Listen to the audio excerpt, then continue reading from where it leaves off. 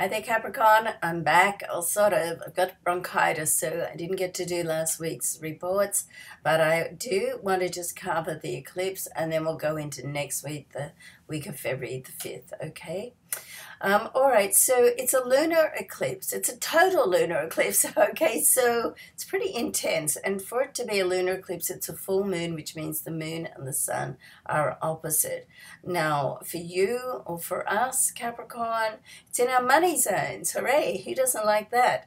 Now, the sun is right in our second house, our first money zone. Venus is here as well. Governs love and money.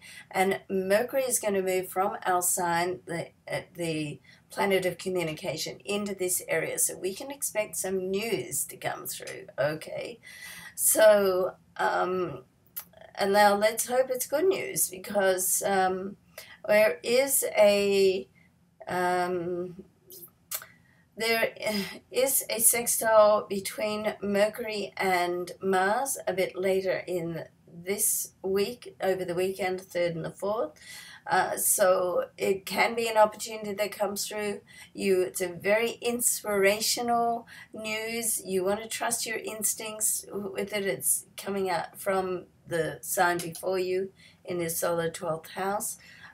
So let's hope what happens and comes through for us in this week is advantageous for us. There's certainly a good indication of that. The lunar eclipse, because the moon is in Leo, it's a lunar eclipse in Leo. As I said, it is a total eclipse. It's also a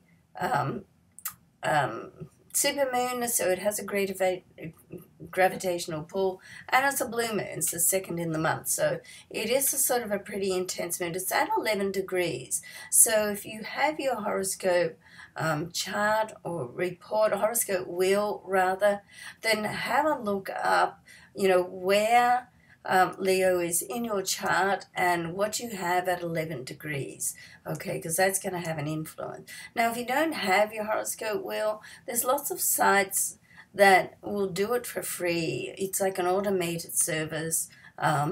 You put your details in and you get your chart and you can download that. I don't have that, so I have to do it manually, and I always do it manually on 2 different astrology applications just to make sure, and sometimes they're different, so I have to then look further. So in that sense, that says to me that the automated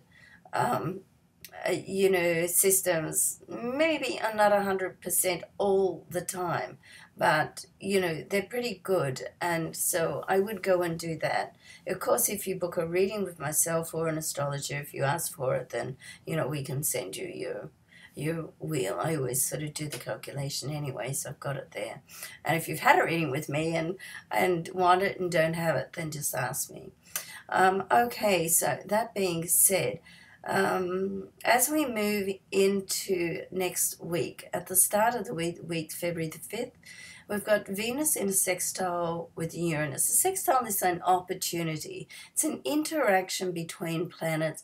It's one of the softer aspects, so we like that, and it's like an opportunity. And for us, it's around our home.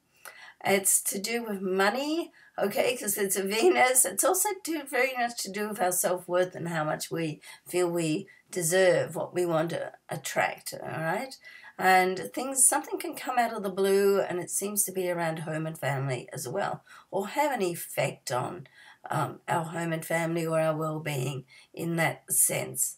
And then towards the end of the week, we're looking at around the 9th and 10th of February. There will be a square between the Sun and Jupiter, and some home troops around a friend can come through during this time. And if it's a monetary situation around a friend, then, guess what? Money and friends is good, but business is business, so you want to, keep that in mind. And then right at the end of the week, over the following weekend, the 10th and the 11th we're looking at, Venus will move into Pisces. I love Venus in Pisces because it's very romantic and soft there, a little bit idealistic, which, I think it's great to be idealistic because, particularly for us Capricorns, we can get all a bit too serious sometimes. And this is in our area of communication and also creativity. It's great to be, this is a time when we can get very inspired about life and who we are, what we're doing, how we're doing it, and how we're going to move forward. So I do hope that something special and advantageous comes out of this eclipse for all of us.